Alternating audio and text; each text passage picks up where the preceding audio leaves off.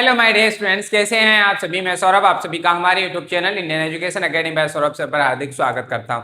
आशा करता हूं कि आप लोग एकदम बेहतरीन होंगे, मस्त होंगे, स्वस्थ होंगे, एकदम जबरदस्त होंगे। और माय डियर स्टूडेंट्स, मैंने कल आपको जो कुछ भी बेसिक फाउंडेशन बताया था टेंस के लिए, वो सारी चीजें आप पढ़ के आए। कल की क्लास में हम बात कर चुके थे कि टेंस क्या होते हैं, टेंस के कितने टाइप्स होते हैं। आज हम आगे बात करने जा रहे हैं कि जो टेंस हमारे 3 टाइप्स के होते हैं, present tense, past tense and future tense. इन तीनों टेंस के अपने भी चार टाइप्स होते हैं। उन चारों टाइप्स के बारे में आज हम एक साथ पढ़ने जा रहे हैं कि आखिर ये क्या होते हैं, इनके क्या नेम होते हैं, कैसे हमारे टेंस के और टाइप्स बनेंगे, इसके बारे में बात करते हैं। चलिए माय डियर स्टूडेंट्स, सबसे पहले जो आता है हमारा, अगर हम बात करें टेंस में जो आगे टाइप्स होंगे वो होते हैं हमारे सिंपल या इंडेफिनिट। क्या होते हैं? सिंपल या इंडेफिनिट। सिंपल या इंडेफिनिट जैसा इनका नाम है माय डियर स्टूडेंट्स, वैसा ही इनका काम है। सिंपल इंडेफिनिट का मतलब होता है जिस काम के करने का कोई समय पता ना हो, यानी कि आपने कोई काम कब किया है आपको पता ही नहीं है, उस टाइम आपने कोई काम किस समय पर किया आपको वो नहीं पता। ऐसी चीजों को बताने के लिए हम उस टेंस को क्या कहते हैं? इंडेफिनिट कहते हैं। ये क्या लिखेंगे? तो इसमें आप लिखेंगे it express, it does not express, it does not express the definite time of action. It does not express the definite time of action. Time of action यानी कि कोई काम कब हुआ इस चीज का सही टाइम नहीं बताता। यानी कि जैसे मैं कहूँ कि मैंने आज खाना खाया था, अब कितने बजे खाया था मुझे याद नहीं है, यानी कि मैंने जो खाना खाया था उसका मुझे एग्जैक्ट टाइम नहीं है, डेफिनेट टाइम पता नहीं कि मैंने खाना किस टाइम पर खाया था। तो ऐसी चीज़ों को बताने के लिए हम वहाँ क्या यूज़ करते हैं? सिंपल या इंडेफिनिट यूज़ करते हैं। माय डियर स्टूडेंट्स, अगर हम बात करें एग्जाम्पल की, तो जैसे मैंने अभी आपके सामने जो बोला, मैंने खाना खाया था, मैं खाना खाता हूँ, तो मैंने लिखा एग्जाम्पल में लिखूँ आई ईट फूड, मैं खाना खाता हूँ। इस सेंटेंस को पढ़ने से मुझे कभी पता नहीं चल रहा है कि आपने इस काम को कब किया। क्या आप इस टाइम का होने का समय बता सकते हैं? नहीं बता सकते। तो माय डियर स्टूडेंट्स, ऐसे स्टेटमेंट ही हमारे क्या कहलाते हैं? सिंपल या इंडेफिनिट टेंस के पार्ट कहलाएंगे। ठीक है माय डियर स्टूडेंट्स, चलिए इसके बाद हम बात करते हैं नेक्स्ट। अगर हम बात करें कि सिंपल इंडेफिनिट का मतलब ये होता है, तो फिर दूसरा जो आते हैं हमारे वो होते हैं कंटिन्यूअस टेंस। क्या होते हैं? Continuous tense. नेक्स्ट आते हैं हमारे कॉन्टिन्यूअस टेंस। ऐसे टेंस क्या होंगे जिसके साथ भी कॉन्टिन्यूअस लगा रहता है, वो बताते हैं कि action is going on, it is express, it express,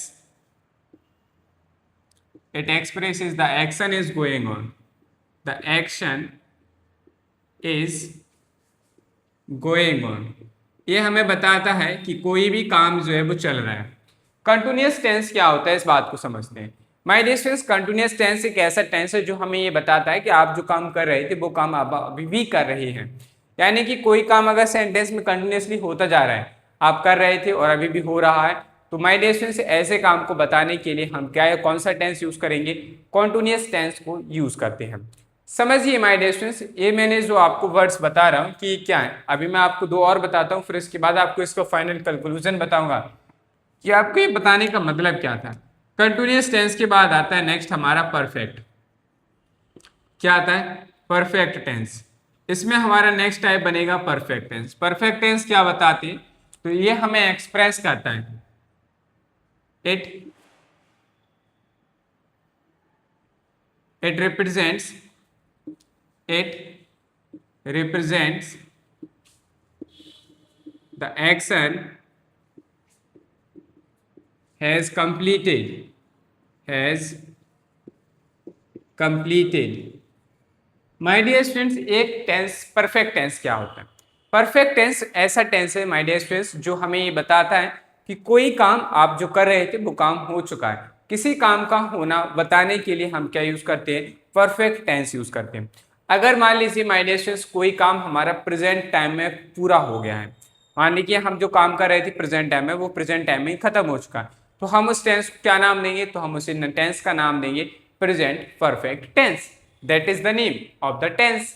तो उस टेंस का नाम क्या हो जाएगा? हमारा प्रेजेंट परफेक्ट टेंस। यानी कि उस सेंटेंस को हम क्या कहेंगे?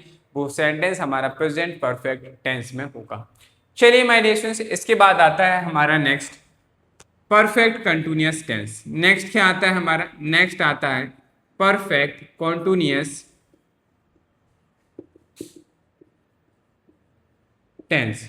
परफेक्ट कॉन्टिन्यूअस टेंस क्या होते हैं my dear students? Perfect continuous tense भी बहुत अच्छे हैं। इसमें हमें ये पता चलता है कि आपने कुछ काम कर लिया है, बाकी जो बचा हुआ काम है आप उसे कर रहे हैं। ऐसे सेंटेंस को बताने के लिए हम क्या यूज करते हैं? ऐसे काम को बताने के लिए हम क्या यूज करेंगे? परफेक्ट कॉन्टिन्यूअस टेंस यूज करते हैं। तो लिखेंगे it expresses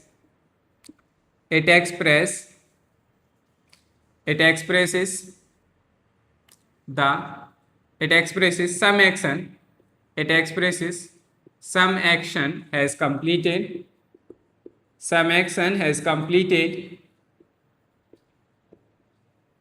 and some is going on and some is going on। कुछ काम आप कर चुके हैं और कुछ काम जो अभी भी चल रहा है। ऐसी चीजों को बताने के लिए हम क्या यूज करते हैं? वहां पर हम परफेक्ट कॉन्टिन्यूअस टेंस यूज करते हैं। माय डियर स्टूडेंट्स, समझते हैं कि हमने इन चारों टाइप्स को क्यों पढ़ा।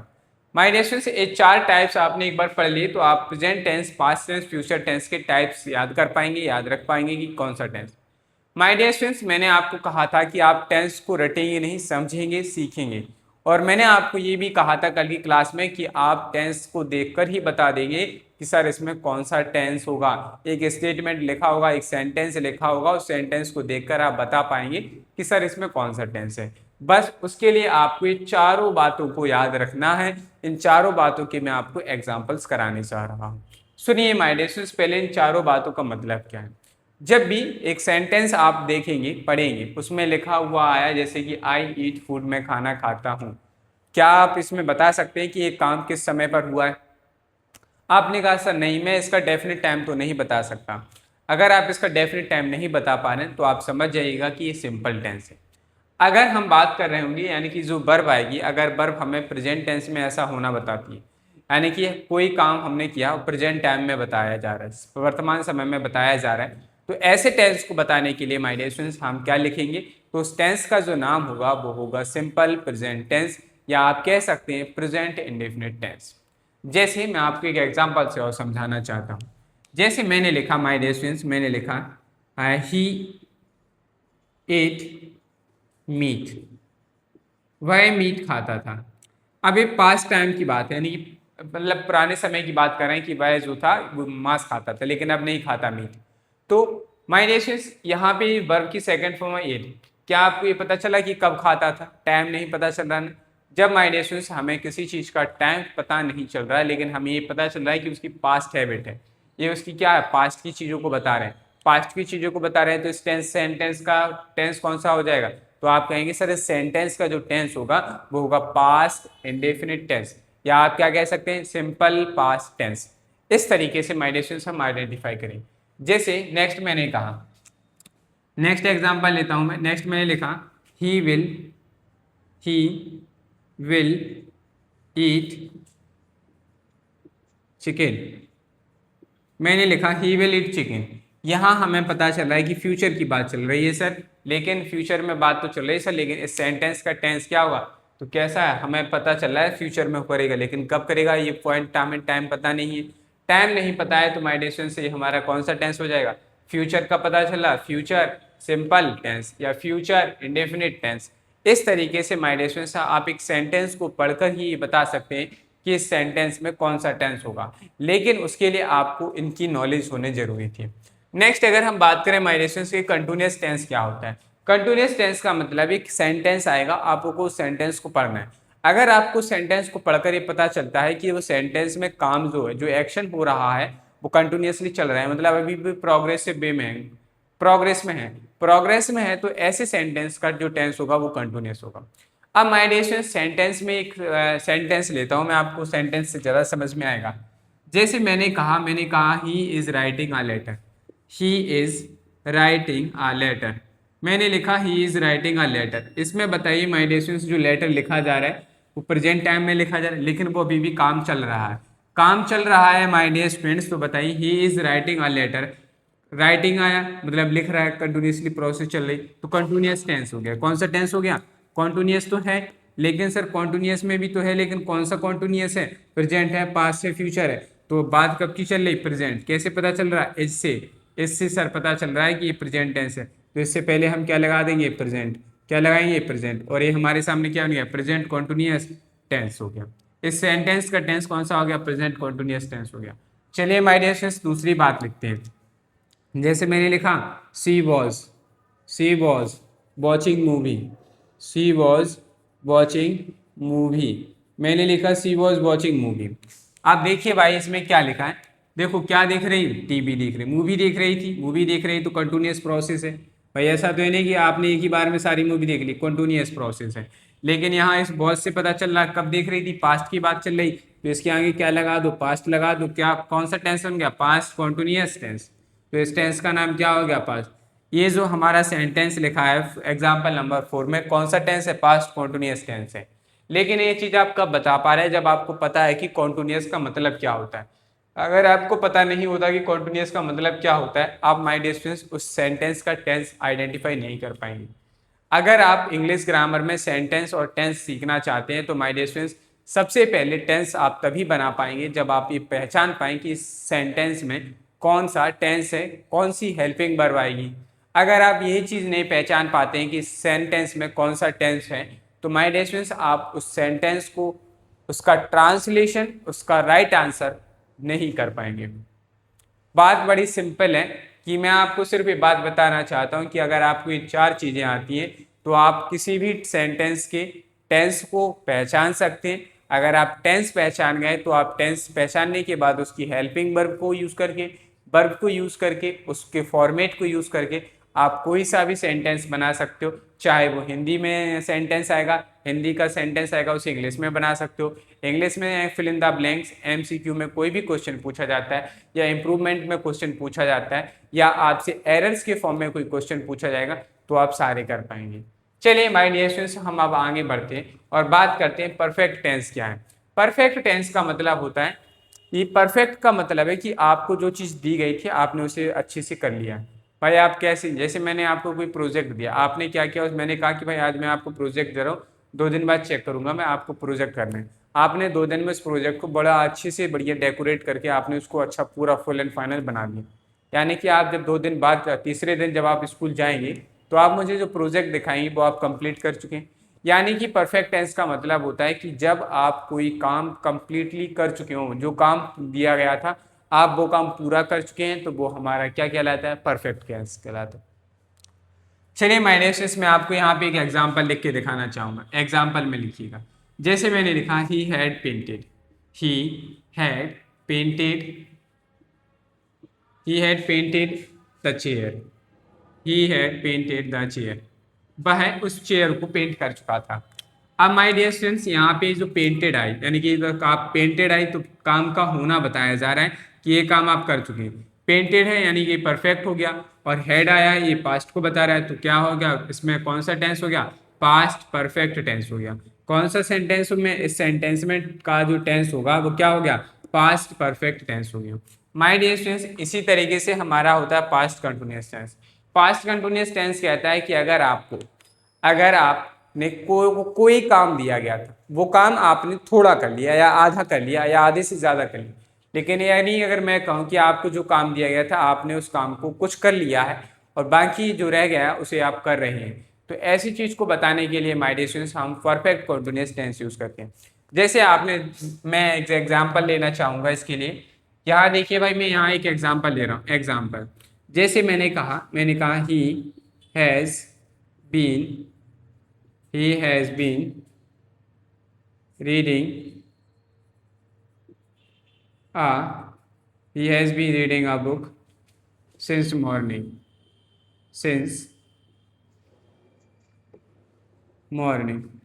मैंने लिखा he has been reading a book since morning। वह एक सुबह से किताब पढ़ रहा है, यानी कि आपको टास्क दिया गया था कि आपको ये काम कंप्लीट करना है।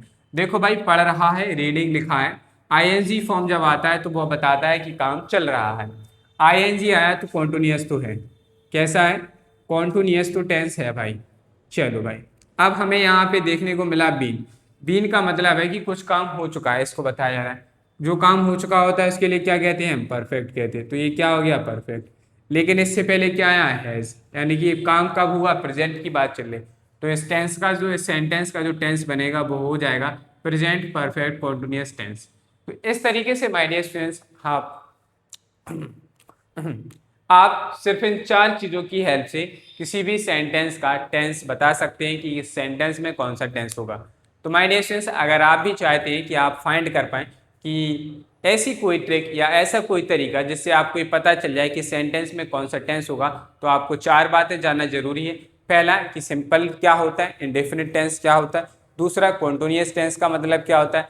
तीसरा, परफेक्ट टेंस का मतलब क्या होता है। और चौथा है हमारा परफेक्ट कॉन्टिन्यूअस टेंस का मतलब क्या होता है। अगर आपको ये चारों चीज़ें याद हैं तो आप माय डियर स्टूडेंट्स, अगर आप चारों के बारे में जानते हैं तो आप किसी भी सेंटेंस के टेंस को बता सकते हैं कि इस सेंटेंस का क्या टेंस है, क्या नाम होगा, कैसे होगा। ठीक है माय डियर स्टूडेंट्स, चलिए आप लोग इसे नोट करिए। फिर मैं आज आपका प्रेजेंट इंडेफिनिट टेंस यानी कि सिंपल प्रेजेंट टेंस शुरू करते हैं। हाँ तो माय डियर स्टूडेंट्स, नेक्स्ट आगे बात करते हैं। हमारा पहला टेंस स्टार्ट करते हैं, present indefinite tense. Present indefinite को हम सिंपल प्रेजेंट टेंस भी कहते हैं, तो घबराना नहीं है कि सिंपल प्रेजेंट लिख के आए या प्रेजेंट इंडेफिनिट लिख के आए, दोनों का सेम ही मतलब होता है। लेकिन एग्जाम में कोई एक चीज़ ही लिखी हुई आती है तो आपको घबराना नहीं। चलिए माय डियर स्टूडेंट्स, बात करते हैं सिंपल प्रेजेंट टेंस क्या होता है, प्रेजेंट इंडेफिनिट टेंस क्या होता है। माय डियर स्टूडेंट्स, अगर हम बात करें कि हिंदी मीडियम के अकॉर्डिंग बोर्ड एग्जाम्स में 9th 10th या 11th हो या 12th, इन सभी एग्जाम्स में यहाँ से उनकी परीक्षा में सेंटेंस आते हैं, यानी कि हिंदी में वाक्य आता है और उस वाक्य को उन्हें इंग्लिश में बनाना होता है। इसीलिए मैं उसके अकॉर्डिंग ही आपका पूरा सिलेबस करा रहा हूँ। और साथ ही साथ में हमारे जो इंग्लिश मीडियम के स्टूडेंट्स हैं उनके लिए हम स्ट्रक्चर की बात करेंगे कि कैसा टेंस का स्ट्रक्चर रहता है, क्या उनके क्वेश्चंस बनते हैं, उसके बारे में भी बात करेंगे। चलिए माय डियर स्टूडेंट्स, तो सबसे पहले बात करते हैं कि सर हम कैसे पहचानें कि कोई टेंस प्रेजेंट इंडेफिनिट टेंस है या नहीं है। तो बड़ी अच्छी बात है, इसकी बड़ी अच्छी पहचान है। पहचान कहती है कि अगर किसी वाक्य के अंत में आपको कुछ शब्द देखने को मिलते हैं, जैसे कि ता है, ती है, ते है, ताहूं आदि शब्द देखने को मिलते हैं। साथ ही साथ आप इसमें जो शब्द देख रहे हैं या इसमें जो काम है, काम के पूर्ण होने या अधूरा रहने अर्थात काम की वर्तमान स्थिति के बारे में आपको कोई भी जानकारी या निश्चित बात नहीं कही जाए, या आपको ये नहीं बताया जाए कि ये काम अभी हुआ है या नहीं हुआ है, क्या हो रहा है, समय के बारे में हमें कोई जानकारी नहीं मिलती। इस तरीके से जो हमें वाक्य दिए जाएंगे या जिस वाक्य को पढ़कर आपको यह पता चलता है, ऐसे सभी वाक्य हमारे प्रेजेंट इंडेफिनिट टेंस में आते हैं, यानी कि प्रेजेंट इंडेफिनिट टेंस कहलाएगा। ठीक है माय डियर स्टूडेंट्स, चलिए बात करते हैं इंग्लिश मीडियम के लिए। माय डियर स्टूडेंट्स, अगर हम बात कैसे करें, what is the structure of the present indefinite tense या what is the structure of simple present indefinite tense. My dear students, हम सेंटेंस में पढ़ते हैं चार टाइप्स, नेगेटिव, अफर्मेटिव और इंटेरोगेटिव। इसके साथ हम डबल इंटेरोगेटिव भी पढ़ते हैं। तो माय डियर स्टूडेंट्स, इस चार टाइप्स के सेंटेंस के लिए हमें हर एक टेंस के स्ट्रक्चर को समझना होता है। इसीलिए अब हम पहले समझने जा रहे हैं अफर्मेटिव सेंटेंस के लिए स्ट्रक्चर। तो हमने लिखा, नेक्स्ट हेडिंग है हमारी, structure of simple present tense for affirmative sentence. Affirmative sentence के लिए प्रेजेंट इंडेफिनिट का स्ट्रक्चर क्या रहेगा। My dear students, Hindi medium वालों को इसे भी पढ़ना है क्योंकि उन्हें टेंस बनाते समय इस स्ट्रक्चर को ध्यान में रखना होता है। चलिए माय डियर स्टूडेंट्स, समझते हैं कि क्या स्ट्रक्चर कहता है हमारा अफर्मेटिव सेंटेंस के लिए। सबसे पहले हम लिखेंगे तो सब्जेक्ट लिखेंगे, सब्जेक्ट के बाद मेन वर्ब लिखेंगे, मेन वर्ब, अब यहाँ मेन वर्ब आती है तो डिपेंड करता है कि सब्जेक्ट अगर सिंगुलर होगा तो मेन वर्ब में एस या ईएस कुछ लगाते हैं, अगर सब्जेक्ट प्लूरल है तो मेन वर्ब ही अकेला आएगा, एस ईएस नहीं लगाते हैं। इसके बाद एस ईएस लगाने के बाद वर्ब हो जाएगी, वर्ब के बाद हमारा क्या आता है, ऑब्जेक्ट। बस हमें इन चीज़ों को लिखना होता है और आप इस स्ट्रक्चर के फॉर्म में जब एक सेंटेंस को इंग्लिश में बनाते हैं तो वो सेंटेंस आपका प्रेजेंट इंडेफिनिट टेंस या सिंपल प्रेजेंट टेंस में कहलाता है। चलिए माय डियर स्टूडेंट्स, अब हमारे सामने इस फॉर स्ट्रक्चर को पढ़ने से दो सवाल आते हैं। क्या कि सर सिंगुलर सब्जेक्ट कौन से होते हैं और प्लूरल सब्जेक्ट कौन से होते हैं। साथ ही साथ में आप हमें बताइए सर कि हम कैसे पहचानें कि सिंगुलर सब्जेक्ट में सिंगुलर सब्जेक्ट है तो वर्ब के साथ हम एस लगाएं कि यस लगाएं, ये भी हमारा एक क्वेश्चन है। तो चलिए माय डियर स्टूडेंट्स समझते हैं। जब आपसे कहा जाए कि सिंगुलर सब्जेक्ट्स क्या होते हैं तो प्रेजेंट इंडेफिनिट टेंस में सिंगुलर सब्जेक्ट होते हैं हमारे ही, सी, इट या किसी का नाम आ जाए, चाहे लड़के का नाम हो या लड़की का नाम, साथ ही साथ में जितनी भी सिंगुलर नाउन होती हैं, यानी कि सिंगुलर नाउन का मतलब एक वचन संज्ञाएं, जितनी भी हमारे सिंगुलर नाउन होती है उन सभी के साथ हम माय डियर स्टूडेंट्स वर्ब की फर्स्ट फॉर्म के साथ एस और ई एस लगाते हैं। अब बात करते हैं सर, ठीक है मान लिया हमने सिंगुलर सब्जेक्ट पेपर में आ गया, वर्ब हम लगाएंगे, ठीक है, लेकिन सर हम वर्ब में एस लगाएं कि ई एस लगाएं, इसका डाउट और बताइए। तो देखो माय डियर स्टूडेंट्स, मैंने आपके सामने लिखा है कि अगर किसी वर्ब के अंत में, यानी कि वर्ब जो है वर्ब का लास्ट लेटर अगर ओ आता है, एस आता है, डबल एस आता है, सी एच आता है, एस एच आता है या एक्स आता है, अगर इनमें से कोई भी लेटर आता है, सिंगुलर सब्जेक्ट है, वर्ब आई, वर्ब में इन 6 में से कोई भी एक लेटर लास्ट में देखने को मिलता है, तो आप माय डियर स्टूडेंट्स उस वर्ब के लास्ट में ई एस ऐड करेंगे।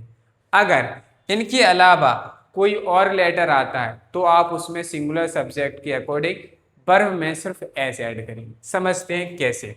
देखो माय डियर स्टूडेंट्स, में एक एग्जांपल से बात करता हूं। मैंने लिखा he go he goes to market, he go to market. अब देखो ही सिंगुलर सब्जेक्ट है कि नहीं, अभी बताया। अब यहाँ वर्ब क्या है, गो, तो गो पे सर ओ आया है आखिरी में, ओ आया है तो इसके अकॉर्डिंग हमें इस वर्ब में क्या लगानी चाहिए थी, ई एस, तो यहाँ क्या आ जाता, गोस। तो ऐसे हमारी वर्ब आएगी। जैसे मैंने लिखा ऑक्स, ऑक्स का क्या हो, सॉरी, जैसे मैंने लिखा बस, तो इसका क्या होगा, वसेस हो जाएगा, तो हम क्या लिख देंगे इसको, V U S E S. तो माय डियर स्टूडेंट्स, ऐसे हमारे सामने बहुत सारे वर्ड्स आते हैं। जैसे हमने लिखा प्ले, अब देखो इसमें क्या लिखा मैंने, प्ले, प्ले के लास्ट में क्या आया, वाई आया, वर्ब है हमारी प्ले, इसके लास्ट में वर्ड क्या है, बाय, बाय आया है, तो इसमें हम क्या ऐड करेंगे, जब इस सिंगुलर सब्जेक्ट के कोडे लगाएंगे, प्लेस करेंगे। तो ऐसे हम माय डियर स्टूडेंट्स वर्ब में एस और ई एस लगाते हैं। ठीक है माय डियर स्टूडेंट्स, समझ में आई बात। चलिए अब हम बात करते हैं कि प्लूरल सब्जेक्ट कौन कौन से होते हैं। प्लूरल सब्जेक्ट हमारे कौन कौन से होते हैं, आई हुआ, यू हुआ, वी हुआ, दे हुआ, यू हुआ, और प्लूरल नाउन्स, ये सभी हमारे क्या है, प्लूरल नाउन होती है। और इनके अकॉर्डिंग हम वर्ब में सिर्फ वर्ब की फर्स्ट फॉर्म लगाएंगे, प्रेजेंट इंडेफिनिट टेंस में, अफर्मेटिव सेंटेंस में क्या लगाएंगे, सिर्फ और सिर्फ वर्ब की फर्स्ट फॉर्म लगाएंगे। चलिए माय डियर स्टूडेंट्स, आप लोग पहले बताइए कि आप लोगों को नीचे दिख रहा है कि नहीं।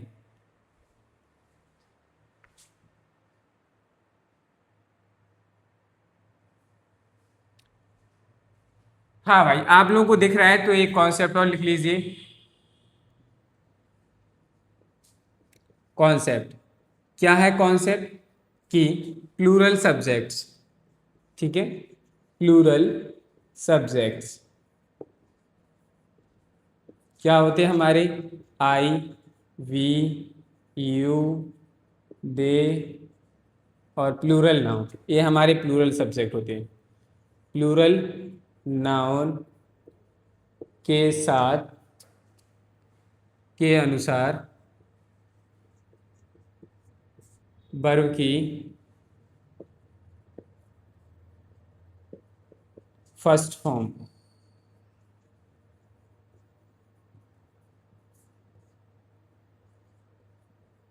क्या आती है, वर्ब की फर्स्ट फॉर्म आती है, बस इतनी से आपको बात याद रखनी है। ठीक है माय डियर स्टूडेंट्स, तो प्लूरल सब्जेक्ट हमारे क्या होगा, ये सभी प्लूरल सब्जेक्ट होते हैं, इनके अकॉर्डिंग हम वर्ब की फर्स्ट फॉर्म को ही यूज करते हैं। इतनी सी बात याद रखिए, आप लोग इसे फटाफट से नोट करिए। और अब हम चलते हैं एग्जाम्पल्स की ओर, समझते हैं कि कैसे हम सेंटेंस में सब्जेक्ट पता करेंगे, ऑब्जेक्ट पता करेंगे, वर्ब पता करेंगे, साथ ही साथ में हम कैसे सेंटेंस हिंदी से इंग्लिश में बनाएंगे, और इंग्लिश में जो सेंटेंस आएंगे उनमें कैसे फिल इन द ब्लैंक्स, कैसे क्वेश्चंस बनेंगे, इसके बारे में बात करते हैं। पहले आप लोग इसे नोट कर लीजिए। हाँ तो माय डियर स्टूडेंट्स, अब हम आगे बात करते हैं कि हम कैसे सेंटेंस बनाएंगे। चलिए मैं एक एग्जांपल लेता हूँ। जैसे मैंने लिखा, वह स्कूल जाता है। माय डियर स्टूडेंट्स देखिए, सबसे पहला काम है हमारा कि हम ये पहचाने कि इसमें कौन सा टेंस है। तो क्या लिखा, मैंने कहा था कि अगर किसी वाक्य के अंत में ता है, ती है शब्द आते हैं, तो इसमें क्या लिखा, ता है। इससे हमें पता चल गया कि कौन सा सेंटेंस है। इस सेंटेंस में यानी कि इस वाक्य में जो टेंस है वो हमारा क्या है, प्रेजेंट इंडेफिनिट है या सिंपल प्रेजेंट टेंस है। चलिए भाई ठीक है, अब दूसरा काम कहता है कि सर अगर हमारा प्रेजेंट इंडेफिनिट टेंस है और इसमें कहीं भी किसी भी तरीके की नकारात्मक बात नहीं है, यानी साधारण सूचना दी गई है, तो हम कह सकते हैं कि सर ये प्रेजेंट इंडेफिनिट टेंस है और अफर्मेटिव सेंटेंस है। अफर्मेटिव सेंटेंस है तो आपको पता होना चाहिए कि अफर्मेटिव सेंटेंस के लिए जब हम इंग्लिश में सेंटेंस को बनाएंगे तो हमें किसे पहले लिखना है, फिर उसके बाद क्या लिखेंगे, ये चीज़ समझनी है। तो माय डियर स्टूडेंट्स, हमने पढ़ा था कि अब हमें इस सेंटेंस को इंग्लिश में ट्रांसलेट करना है, यानी इंग्लिश में लिखेंगे तो हम अफर्मेटिव सेंटेंस के स्ट्रक्चर के अकॉर्डिंग ही लिखेंगे। अफर्मेटिव सेंटेंस के स्ट्रक्चर के अकॉर्डिंग लिखने के लिए हमें सबसे पहले पता होना चाहिए सब्जेक्ट। अब बात आती है सर इसमें सब्जेक्ट कहाँ है, क्या है सब्जेक्ट, तो लिखा है वह स्कूल जाता है। अब आप सब्जेक्ट का पता कैसे करेंगे, तो माय डियर स्टूडेंट्स जब भी कोई इंसान सब्जेक्ट होगा तो आपको हमेशा कौन से प्रश्न पूछना है। कौन एक शब्द होता है, कौन क्या है, कौन, ये कौन, मैं हूं कौन, मैं हूं डॉन, है डॉन नहीं है सर है, ठीक है, कौन क्या ये शब्द है। आपने प्रश्न पूछा कौन स्कूल जाता है, आपने क्या प्रश्न पूछा, आपने पूछा कौन स्कूल जाता है, तो आपका राइट आंसर आया सर वह जाता है स्कूल, तो वह हमारे सेंटेंस का क्या है, सब्जेक्ट है। ध्यान से सुनिए, मैंने कहा जब आप कौन से प्रश्न पूछते हैं कि कौन स्कूल जाता है तो आपका आंसर निकल के आया वह, तो ये जो वह शब्द है यही आपका हिंदी में क्या है, हमारा कर्ता है, यानी कि सब्जेक्ट है। अब बात आती है कि सर वह किसके लिए आया है, वह भी शब्द हमारा बहुत सारे लोगों के लिए यूज होता है। अब आपके सामने मैं कुछ मीनिंग लिखने जा रहा हूँ, इन्हें आप नोट करिए साथ में। जैसे मैंने लिखा ही मीन्स होता है वह, लेकिन ये वह है लड़के के लिए, किसके लिए, लड़के के लिए। शी मीन्स भी वह होता है, लेकिन ये शी है लड़की के लिए। जब भी शी लिखा जाएगा तो लड़की की बात चलती है, ठीक है। यू मीन्स क्या होता है, तुम होता है, तो यू का मतलब क्या होता है, तुम होता है। दे का मतलब बे होता है, दे का मतलब क्या होता है, बे होता है, प्लूरल नाउन के लिए बताया जाता है। वी का मतलब हम होता है, पी का मतलब क्या होता है, हम होता है। आई का मतलब क्या होता है, मैं होता है। ये माइग्रेशन हमारे मतलब होते हैं। चलिए मैं आपको इनका मीनिंग और बता देता हूँ। हु का मतलब कौन होता है, कौन होता है। हाउ का मतलब क्या होता है, कैसे होता है। हाउ का मतलब क्या होता है, कैसे होता है। व्हाट का मतलब क्या होता है, व्हाट का मतलब होता है क्या। वाई का मतलब होता है क्यों, वाई का मतलब होता है क्यों। वैन का मतलब होता है कब, वैन का मतलब होता है कब, ठीक है। हुम का मतलब होता है किसका या किसको, ठीक है, किसका या किसको, ठीक है। हुम का मतलब किसका या किसको। ये माइग्रेशन से वर्ण है। तो हमें ये पता चला कि अगर आपसे कहा जाए कि आपको सेंटेंस पता करना है, कि सब्जेक्ट पता करना है कि क्या है, तो आप कौन से प्रश्न पूछते हैं, कौन से पूछा, तो हमारे सामने क्या निकल के आया, वह का इंग्लिश मीनिंग, क्योंकि जब हम हिंदी से इंग्लिश में ट्रांसलेट करते हैं तो उसके लिए हमें वर्ड मीनिंग आना जरूरी है। यानी कि अब आपको पता होना चाहिए वह लड़के के लिए आया है, कैसे पता चला, अगर आखिरी में ता है तो लड़के के लिए आया, अगर लिखा होता ती है तो लड़की के लिए आया होता। लिखा है क्या, ता है तो लड़के के लिए आया, यानी कि हम ही लिखेंगे। तो सबसे पहले हम क्या लिखेंगे, वह का जो मीनिंग आएगा वो आएगा ही के बाद हमें देखना है ही हमारा सिंगुलर सब्जेक्ट है। अब हमें पता करनी है कि हमने देखा था कि अफर्मेटिव सेंटेंस में सब्जेक्ट के बाद वर्ब आती है। चलो भाई वर्ब देखो, वर्ब का काम क्या है, भाई स्कूल जाता है, जाना उसका काम है, क्या करने का काम करता है, जाने का काम करता है। तो जाना, जाना की स्पेलिंग क्या होती है, लिखा जाता है, लेकिन आपको पता होना चाहिए गो मीन्स होता है जाना। क्या होता है, गो मीन्स होता है जाना। तो घबराइए मत, जाना जाता एक ही बात होती है। तो वर्ब हमारी क्या होगी, गो के लास्ट में हमारे क्या दिया है, ओ। क्यों दिया है, ओ दिया है। और हमने पढ़ा था कि जब सिंगुलर सब्जेक्ट आएगा तो वर्ब के लास्ट में O S double S S S C H आता है, तो हम उसमें क्या ऐड करते हैं, ई एस। तो ही के अकॉर्डिंग इसमें यस लगाएंगे तो वर्ब क्या आ जाएगी, गोस। अब जब आप कहीं से चलना स्टार्ट करते हैं, समझिए सुनिए और समझिए, जब आप कहीं से चलना स्टार्ट करते हैं और आपकी कहीं ना कहीं मंजिल होती है, यानी कि आप स्टार्टिंग पॉइंट से चले और आप अपनी डेस्टिनेशन पॉइंट पे पहुंचते हैं, तो अपनी डेस्टिनेशन पॉइंट पर पहुंचने के लिए आपको उससे पहले टू लगाना होता है। क्या लगाते हैं, टू प्रीपोजिशन यूज करते हैं। तो हम यहाँ लिखेंगे ही गोज टू, कहाँ जाता है। अब मैंने कहा आपसे कहाँ जाता है, आपने कहा स्कूल जाता है, कहाँ जाता है, स्कूल जाता है। तो स्कूल हमारा क्या हो गया, ऑब्जेक्ट हो गया, कर्म। तो लिखेंगे ही गोज टू, कहाँ जाता है, school, he goes to school आ जाएगा। और लास्ट में हम क्या लगाएंगे, फुल स्टॉप लगाएंगे। माय डियर स्टूडेंट्स, ये हमारा हिंदी से इंग्लिश में प्रेजेंट इंडेफिनिट टेंस का सेंटेंस बनकर तैयार हो गया। अब बताइए, क्या आपको इस सेंटेंस को बनाने में कोई तकलीफ समस्या आई है तो बताएं। नहीं आई ना? चलिए इसी प्रकार से एक दूसरा सेंटेंस लेते हैं। बस सेम प्रश्न है, इसी तरीके से आपको करना है। जैसे मैंने कहा तुम गाना गाते हो, तुम गाना गाते हो। मैंने लिखा तुम गाना गाते हो। ठीक है भाई, आपने पूछा किसी से तुम गाना गाते हो, कब गाते हो? हमें ये तो पता नहीं चल रहा है कि सर किस समय की बात हो रही, लेकिन सर हमें ये पता चला है कि हमसे वर्तमान समय में पूछा जा रहा है। साथ ही साथ में अगर हमसे कहा जाए कि टेंस की पहचान करो, तो क्या लिखा है? ता है, ते है, तो हो। ये लिखा है तो ये क्या लिखा? ते हो। तो हम समझ जाएंगे प्रेजेंट इंडेफिनिट टेंस है। प्रेजेंट इंडेफिनिट टेंस है तो इंग्लिश में सेंटेंस बनाना है तो हमें पहले क्या लिखना होगा? सब्जेक्ट। अफर्मेटिव सेंटेंस है, अफर्मेटिव सेंटेंस है तो सब्जेक्ट लिखना हो।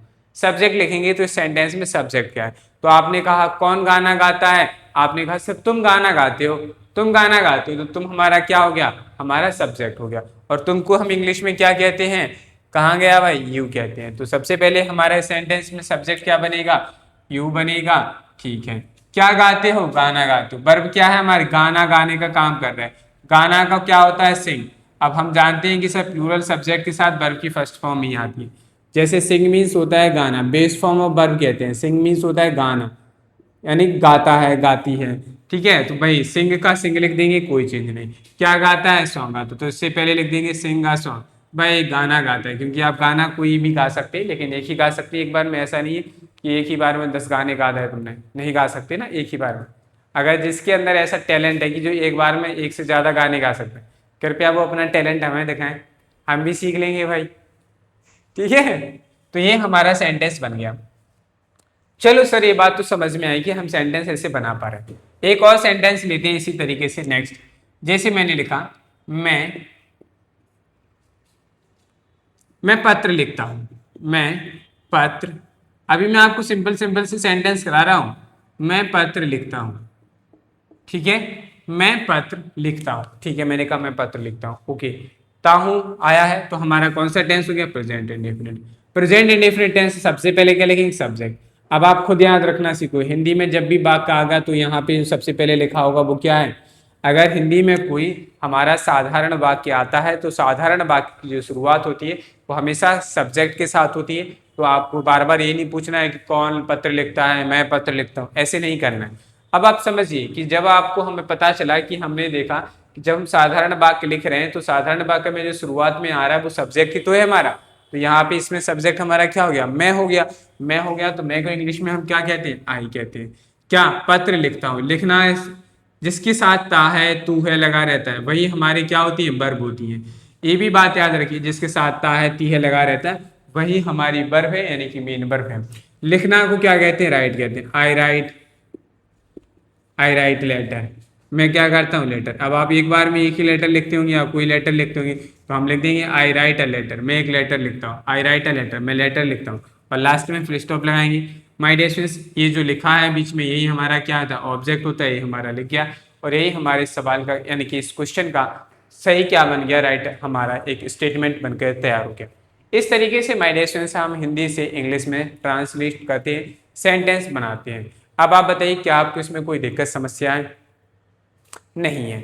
चलिए माय डियर स्टूडेंट्स, अब हम बात करते हैं थोड़ा आगे, यानी कि इंग्लिश मीडियम के हिसाब के क्वेश्चंस की बात। जरूरी नहीं है कि आपसे सारे पेपर में क्वेश्चन इसी तरीके से पूछे जाएं। हिंदी मीडियम में भी जरूरी नहीं कि सारे सेंटेंस आपको हिंदी में ही दिए जाएंगे और आपसे कहा जाए कि इंग्लिश में नहीं। हो सकता है कि आपको फिल इन द ब्लैंक्स के फॉर्म में भी क्वेश्चन पूछे जा सकते हैं। जैसे मैंने कहा सी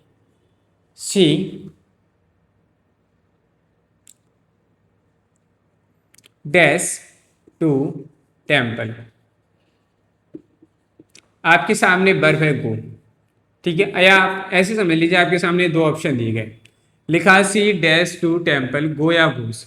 अब आपको समझना है कि सर इस सेंटेंस में सी लिखा है और टू लिखा है और टेम्पल, इसके अलावा कहीं कुछ नहीं लिखा, यानी कि सर ये तो हमारा प्रेजेंट इंडेफिनिट बन गया। कैसे पता चला सर प्रेजेंट इंडेफिनिट बना? अरे सर अभी तो हम देख रहे थे कि goes to, sing a song, write a letter, यानी कि जिसमें हमारी कोई ज़्यादा चीज़ें नहीं आ रही और हमें इसमें कहीं पे भी ऐसा कोई शब्द नहीं पता चल रहा जिससे हमें पता चले कि ये पास्ट में या फ्यूचर की बात। जब किसी समय की बात नहीं चलती तो वो हम क्या मानते हैं कि प्रेजेंट में बात चल रही है, प्रेजेंट में बात चल रही है, तो C dash to temple present की बात। अब देखो भाई, हम जानते हैं, क्या जानते हैं कि सी हमारा कैसा सब्जेक्ट है। अभी समझो कि इस फिल इन द ब्लैंक्स में क्या आएगा। अगर आपको ये भी नहीं पता था कि कौन सा टेंस है, कोई दिक्कत नहीं है, लेकिन कम से कम ये तो समझ पाओ कि थोड़ा बहुत नॉलेज तो होनी चाहिए। अब आपको पता होना चाहिए था कि सी हमारा कैसा सब्जेक्ट है। आपने कहा सर ये तो सिंगुलर सब्जेक्ट है। कैसा सब्जेक्ट है? Singular subject. अरे सर, सिंगुलर सब्जेक्ट के साथ कभी भी वर्ब की फर्स्ट फॉर्म नहीं आती। नहीं आती तो सर गो तो गलत हो जाएगा, तो फिर बचा क्या हमारा? गोज। तो ये सही हो गया। और हम यहाँ क्या फिल कर देंगे? गोज कर देंगे। सी गोज टू टेम्पल, वह मंदिर जाती है। तो बताओ माय डियर स्टूडेंट्स, अगर अब हमारे सामने ऐसा सेंटेंस बन गया सी गोज टू टेम्पल, तो कौन सा टेंस हो गया इसमें? प्रेजेंट इंडेफिनिट टेंस हो गया। अभी देखो हमने सेंटेंस बनाए तो यहाँ पे भी भाई स्ट्रक्चर आ गया। स्ट्रक्चर आ गया तो हम क्या कर देंगे? कौन सा टेंस हो गया? प्रेजेंट इंडेफिनिट टेंस हो गया। चलिए माय डियर स्टूडेंट्स, और भी ऐसे हमारे क्वेश्चंस बनते हैं, उनकी प्रैक्टिस करते हैं। जैसे माय डियर स्टूडेंट्स, मैंने कहा नेक्स्ट, मैंने लिखा दे दे कम डैश दिस प्रोजेक्ट।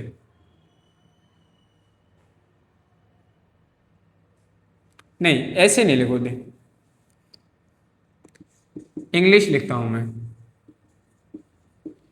आपके सामने वर्ब है, आपके सामने कहा गया यहां पे टीच आएगा कि टीच आएगा या टॉट आएगा। माय डियर स्टूडेंट्स, आपके सामने तीन विकल्प हैं, तीन ऑप्शंस हैं। आपको इन तीनों ऑप्शंस में से किसी एक ऑप्शंस को फिल करना है। तो आप मुझे बताइए कि यहाँ कौन सा ऑप्शन आपके लिए अकॉर्डिंग सुइटेबल रहने वाला है।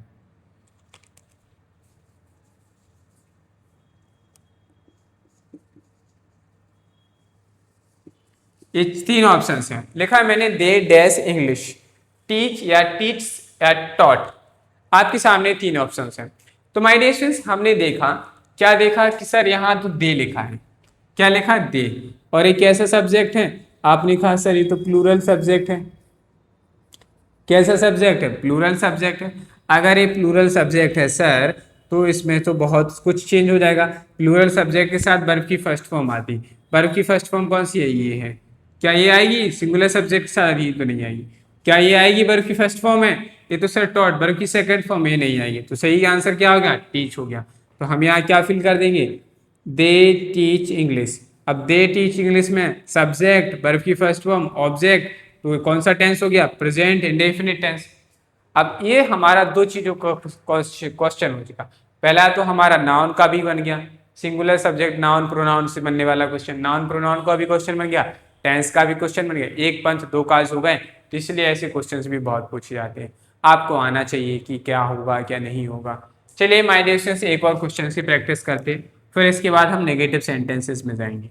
नेक्स्ट, अगर मैंने कहा, जैसे मैंने कहा चिल्ड्रन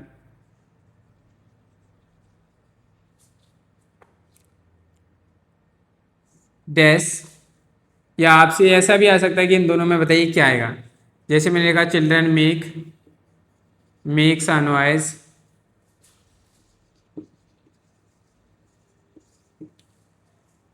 लिखा है मैंने चिल्ड्रन मेक या मेक्स। आपसे कहा गया इन दोनों में से बताओ क्या सही आएगा। तो भाई हमने देखा चिल्ड्रन कैसी नाउन है? प्लूरल नाउन है। अगर ये प्लूरल नाउन है तो सर सिंगुलर वर्ब तो आएगी नहीं, और हमें पता है कि जिसके साथ एस एस लगा होता है वो सिंगुलर वर्ब होती है। तो मेक्स नहीं होगा, मेक हो जाएगा। और प्लूरल के साथ हम वर्ब की फर्स्ट फॉर्म लगाते हैं। मेक मीन्स क्या होता है? मचाना, शोर मचाना, मचाना। तो चिल्ड्रन मेक अ नॉइज, बच्चे शोर मचाते हैं। तो ये हमारा सेंटेंस बन गया। यहाँ हमारा मेक्स गलत हो जाएगा, मेक सही है, और ये हमारा फाइनली सेंटेंस का करेक्ट आंसर आ गया। तो ये थे माय डियर स्टूडेंट्स, हमारे ऐसे क्वेश्चंस बनना स्टार्ट होते हैं। तो आप ऐसे क्वेश्चंस के लिए तैयार हैं? ऐसे क्वेश्चंस कर पाएंगे? अगर कर पाएंगे, बना पाएंगे, सेंटेंस बना सकते हैं तो बहुत अच्छी बात है। चीज़ें समझ में आ रही हैं तो वीडियो को लाइक कर दीजिए और फटाफट से कमेंट कर दीजिए कि हाँ सर हमें समझ में आ रहा है। और क्लास को दूसरों फ्रेंड्स के साथ भी शेयर करिए जो इंग्लिश को सीखना चाहते हैं। और चलिए माय डियर स्टूडेंट्स, आप लोगों से हाँ, तो माय डियर स्टूडेंट्स, आशा करता हूँ कि आप लोगों को चीज़ें समझ में आई होंगी। और अब हम नेगेटिव सेंटेंस जो है, नेगेटिव फॉर्मेट की कल बात करेंगे, कल की क्लास में बात कर रहे होंगे। आज के लिए इतना ही रहने देते हैं, क्योंकि आज मतलब काफ़ी चीज़ें हो चुकी हैं, जिससे कि आप लोगों को रिवीजन में कोई दिक्कत ना हो और आप आराम से जितना दिया गया है वो पढ़ के आएँ, चीज़ों को याद रख कर आएँ और समझ कर आएंगे तो कल आपको चीज़ें बहुत ज़्यादा अच्छी से समझ में आएंगी।